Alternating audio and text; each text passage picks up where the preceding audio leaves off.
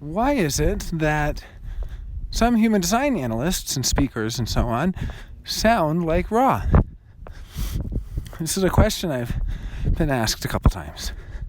I mean, I sound like Ra sometimes. I think part of it is having gate 12, if they do.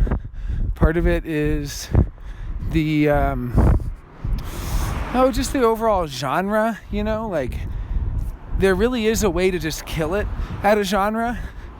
And I always try to experiment with different ways of approaching things, but sometimes Rod just killed it, he just was so good at what he did that a certain amount of imitation, it is imitation. It's a genre. It's also influence. When I listened to a lot of Zizek, I was pretty influenced by him. I have an undefined throat. So in my case, it's a little different, maybe, than someone like Alok, who is... See, here's the thing. To me, I don't think that Alok sounds like Ra. I think that, that Alok sounds like Alok, and he sounds like he has a lot of emotional clarity, and he just has this radiant peacefulness that I just find really, really great. I love listening to him. I don't think of it sounding like Ra, but also I have an undefined throat, so I kind of notice other people's speaking habits more.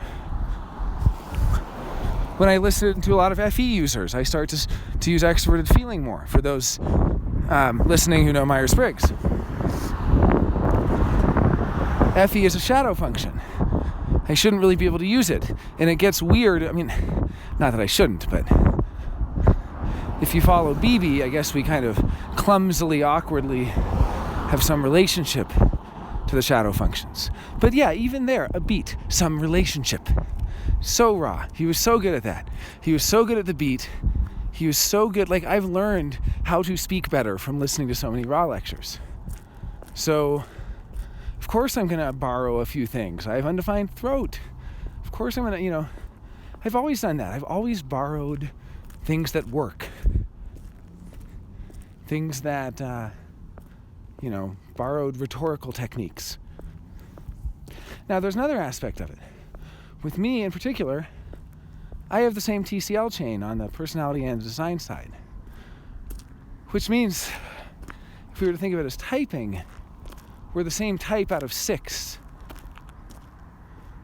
There's 1 in 6 types of desire being. And Ra and I are the same type of desire being. And then desire itself is one of the 6 types or ways that the 5th line can express itself. The 5th line personality. And then the 5th line is one of the 6 aspects of the hexagram.